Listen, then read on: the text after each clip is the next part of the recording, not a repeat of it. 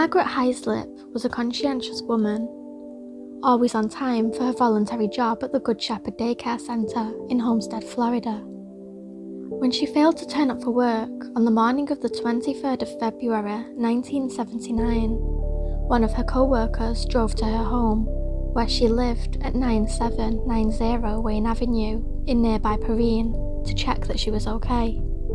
Mrs. Hislop was not particularly frail, but she was 77 years old and had been living alone since her husband had passed away 10 years earlier. Margaret was one of the earliest residents of this small community, moving there as a teen bride in the 1920s. She and her husband James had raised both a son and a daughter together, but after his death in 1967, she had continued to live in the family home. She taught Sunday school class and worked 5 mornings a week with 4 and 5-year-old children. Her own children had moved away and urged them to join her, but she had chosen to stay as the small community that she had helped to establish decayed around her, slowly losing its small town identity as it was gradually absorbed by the lawless sprawl of Miami. When her co-worker arrived at her home that morning, the young woman knew immediately that something was wrong.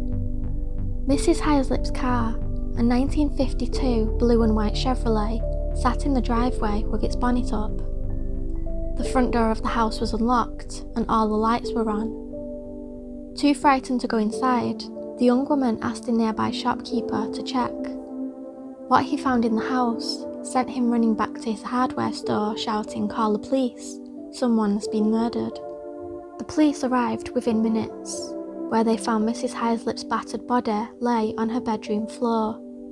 She'd been kicked, punched repeatedly, 8 of her ribs were broken, and her skull had been fractured. She had also been strangled with the flex of an electric iron and sexually assaulted. What appeared to be a bruise on her leg, at closer examination, turned out to be a bite mark.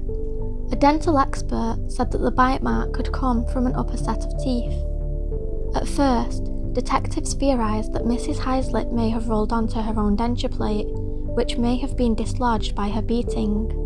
However, the wound did not match the dentures and was consistent with having been made after her death. Mrs. Hislop had been burgled several times in the past. She had once even chased a teenage intruder out of her home with a frying pan and had subsequently had 2 to 3 locks fitted on each door, but there was no signs of forced entry. Local residents told police that all of the dogs in the neighbourhood had begun to bark simultaneously at around 5 a.m. This led investigators to believe that Mrs. Hislop's death had occurred sometime in the early morning. Crime lab technician Tom Carroll made a methodical search inside and outside of the home and found that the tip of a knife had been broken off in the Chevrolet's ignition, and the wires had been pulled out as though someone had attempted to hotwire it. Carroll vacuumed every room and itemised every item that had been disturbed in the otherwise clean and tidy home. On one of the twin beds, in the room where Mrs. Hislop was found, Carroll found a long blonde hair. He took photos of the scene and managed to lift more than 80 fingerprints. He then went on to search the kitchen. Nothing inside the kitchen seemed out of place. However, in a move that many detectives would not have bothered to make as they would not have seen fit to, Tom Carroll decided to gut the entire kitchen, pulling out furniture to look beneath and behind it. It was when he pulled out the cooker that he found possibly the most crucial piece of evidence that would otherwise have been overlooked. On the floor behind the cooker, Carroll found a single slice of bologna. The meat was fresh and not dusty, so presumably had not been there for very long. Someone had taken a bite out of the slice before dropping or throwing it behind the cooker. Carroll took photographs of the bite marks before sending them back to the lab. They clearly showed a gap between the upper front teeth that the victim's dentures did not have. Once all of the evidence was processed, the police now had impressions of both the upper and lower jaw of the killer's teeth, his fingerprints, his blood type from the semen found on the body, and perhaps even his hair colour. But the problem they now faced was that they had no idea where to look for him. Then, 3 weeks after the murder, on March the 17th, they had a stroke of luck. An anonymous informant called the police to say that a Ford Thunderbird parked on Wayne Avenue, the street where Margaret had lived and was murdered, had 100 kilograms of marijuana stashed inside its boot.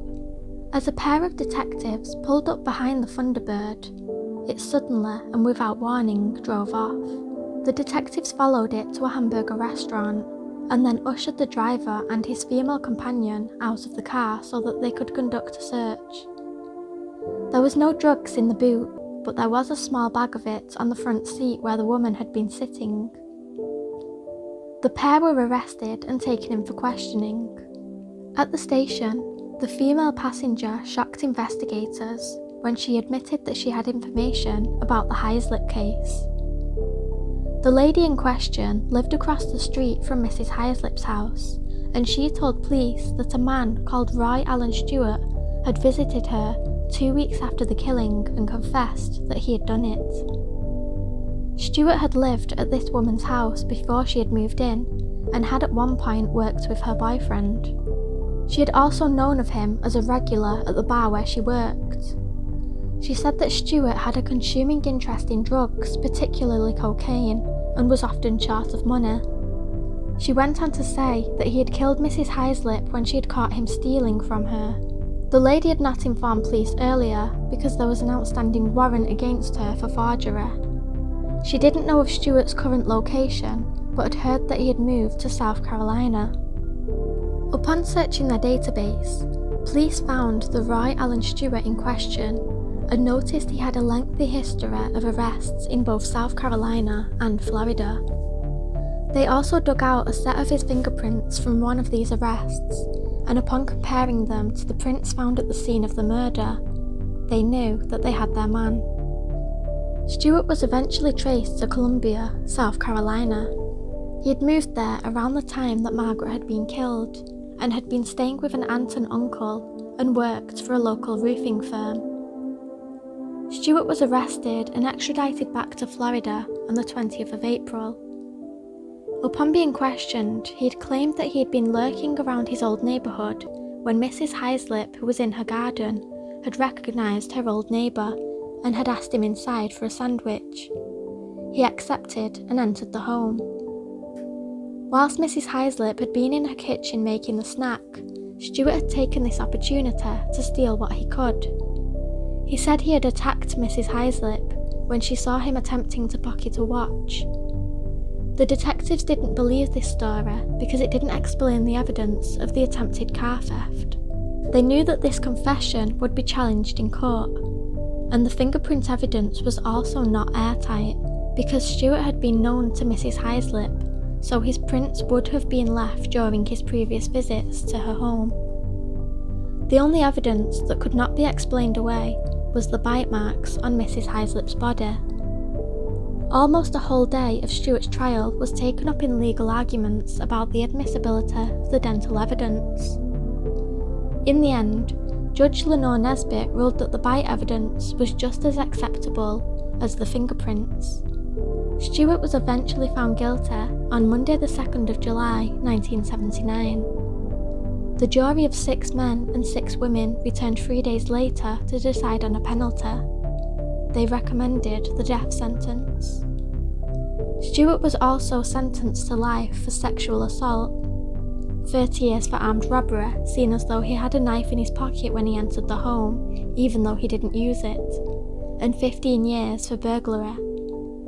After 15 years on Florida's death row and a series of failed appeals, Roy Allen Stewart was executed on the 22nd of April, 1994.